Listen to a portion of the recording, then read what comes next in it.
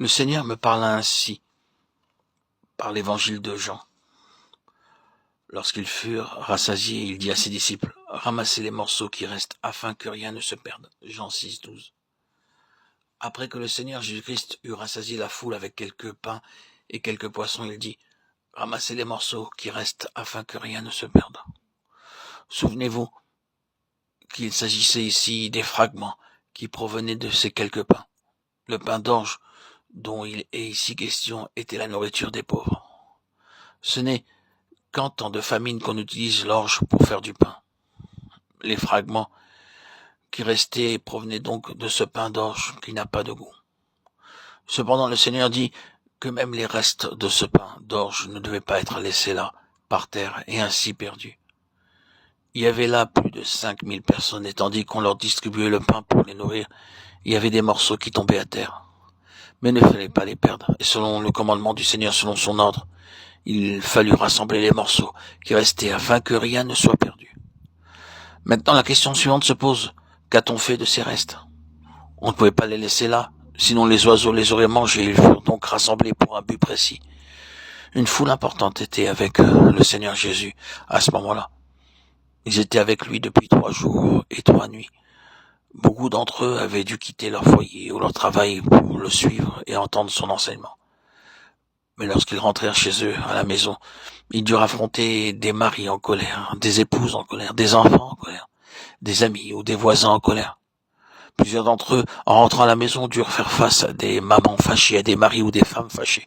Et si par exemple, une épouse courroucée disait à son mari, « Où as-tu été? Où as-tu été pendant ces 3 jours?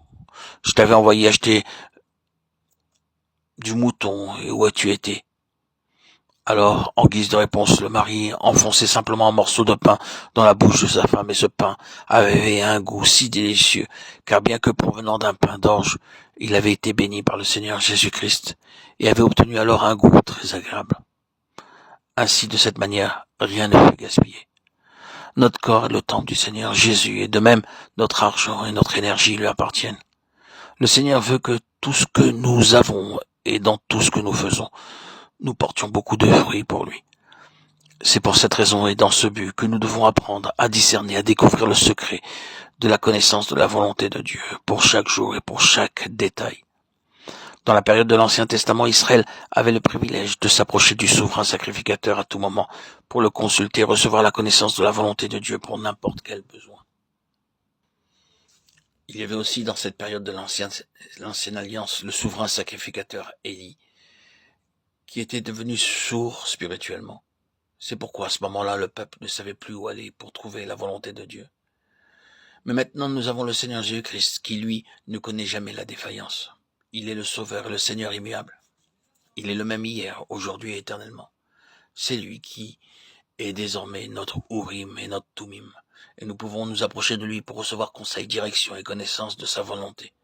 C'est en faisant sa volonté que nous entrons dans la pleine jouissance de ce que Dieu a préparé pour nous. Car dans le Seigneur Jésus-Christ, nous sont données toutes sortes de bénédictions spirituelles dans les lieux célestes. Béni soit Dieu le Père de notre Seigneur Jésus-Christ, qui nous a bénis de toutes sortes de bénédictions spirituelles dans les lieux célestes en Christ. Éphésiens 1, 3.